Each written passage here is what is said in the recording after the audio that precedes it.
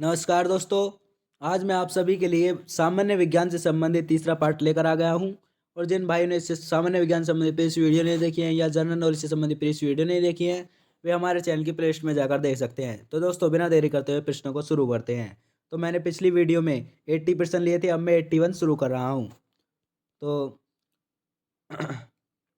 Rhizome पादप का भूमिगत प्रारूप है। तो राइजोम पादप का जो भूमिगत प्रारूप है वो है तना। क्या है दोस्तों? राइजोम पादप का भूमिगत प्रारूप वो है तना। Question number 82। दलहन के जड़ में पाए जाने वाला जीवाणु है। तो दलहन के जड़ में पाए जाने वाला जो जीवाणु है वो है राइजोबियम। तो दलहन के जड़ में पाए जाने वाला जीवाणु कौन सा है दोस्तों? राइजोबियम। Question number 83। पौधे नाइट्रोजन ग्रहण करते हैं। तो पौधे जो नाइट्रोजन ग्रहण करते हैं वो नाइट्रेट के रूप में ग्रहण करते हैं।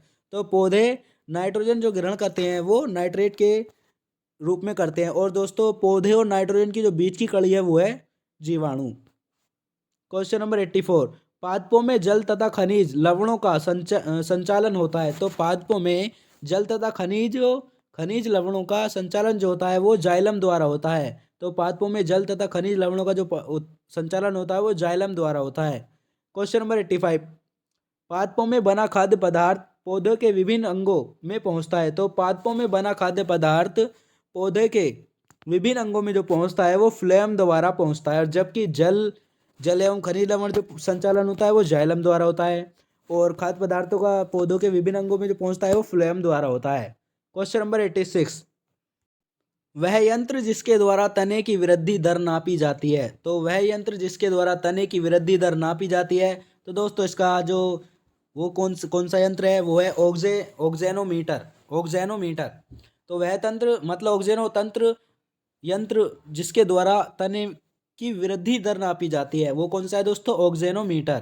Question number 87। आत्महत्या की थैली कहलाता है, यानी आत्महत्या की थैली किसे कहा जाता है दोस्तों? लाइसोसोम को कहा जाता है। लाइसोसोम को कहा जाता है आत्महत्या की थैली। Question number 88। लाइसोसोम की खोज की। तो लाइसोसोम की जो खोज की थी वो डी डूबे ने 1958 में की थी। तो लाइसोसोम की जो खोज की थी डी डूबे ने 1958 में की थी। और आत्महत्या की थैली भी किसे कहा जाता है दोस्तों? लाइसोसोम को कहा जाता है। नेक्स्ट क्वेश्चन देखिए।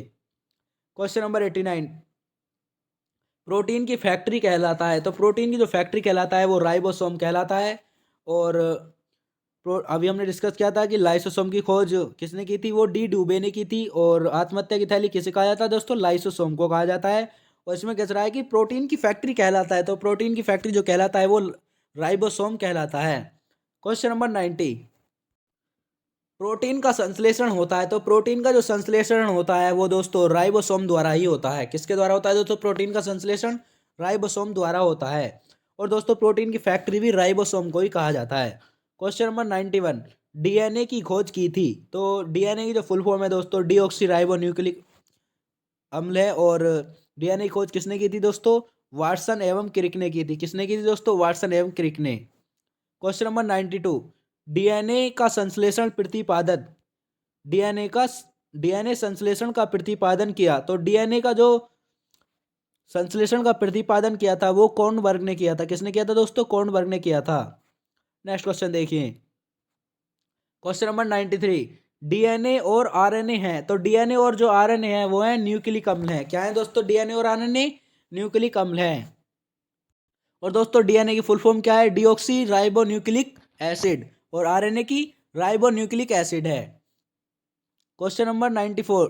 डीएनए के क्रियात्मक खंड को कहते हैं। तो डीएनए के जो क्रियात्मक खंड होता है उसे क्या कहते हैं दोस्तों? जिन कहते हैं। तो डीएनए के क्रियात्मक खंड को जो कहते हैं वो जिन कहते हैं। Question number 95। डीएनए के हेलिक्स मॉडल को बनाया था। डीएनए का जो हेलिक्स मॉडल है उसे किसने बनाया था? उसे वाटसन एवं क्रिक ने बनाया था। और डीएनए की खोज भी किसने की थी दोस्तों? वाटसन एवं क्रिक ने ही की थी। तो डीएनए के हेलिक्स मॉडल भी किसने बनाया दोस्तों? वाटसन एवं क्रिक ने। Question number 96। दोस्तों, ये जो 95% है ये बहुत इंपॉर्टेंट क्वेश्चन है। और यहाँ पर थोड़ा सा एक मिस्टेक सी हो गई है कि डीएनए के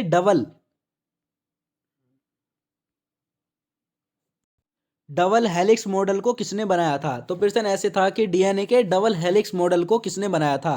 तो किसने बनाया था दोस्तों? वाटसन एवं क्रिक ने बनाया था। Question number 96।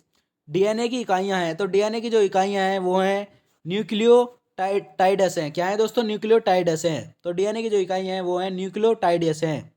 नेक्स्ट क्वेश्चन देखिए, क्वेश्चन नंबर 97, सर्वप्रथम प्रयोगशाला में जिनका संश्लेषण किया था। तो सर्वप्रथम प्रयोगशाला में जिनका संश्लेषण किसने किया था दोस्तों? हरगोविंद खुराना ने किया था। तो सर्वप्रथम प्रयोगशाला में जिनका संश्लेषण किसने किया था? हरगोविंद खुराना ने किया था। और दोस्तों अभी हमने डिस्कस किया था कि डीएनए के क्रियात्मक खंड को क्या कहते हैं? जिन कहते हैं। तो इसमें कह रहा है कि सर्वप्रथम प्रयोगशाला में जिन का संश्लेषण किसने किया था दोस्तों? हरगोविंद खुराना ने किया था। क्वेश्चन नंबर 98, पैतृकता सिद्ध करने में सहायक है, यानी उसके पिता हैं वो उसे सिद्ध करने में क्या सहायक है दोस्तों? डीएनए और फिंगरप्रिंटिंग टेस्ट। तो पैतृकता सिद्ध करने में जो सहायक हैं वो है डीएनए और फिंगर प्रिंटिंग टेस्ट है।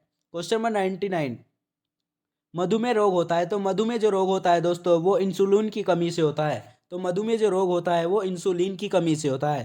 क्वेश्चन नंबर 100, बोनकाइट्स एक रोग है, वो मतलब किसका है दोस्तों? श्वास नली का रोग है। तो बोनकाइट्स जो रोग है वो श्वास नली का रोग है। तो दोस्तों यही थे हमारे सामान्य विज्ञान से संबंधित बहुत महत्वपूर्ण क्वेश्चन। नेक्स्ट वीडियो में फिर मुलाकात होगी, तब तक के लिए जय हिंद जय Bharat. Thank you very much. और दोस्तों ये आपको प्रश्न कैसे लगे कमेंट बॉक्स में लिखकर हमें ज़रूर बताइए।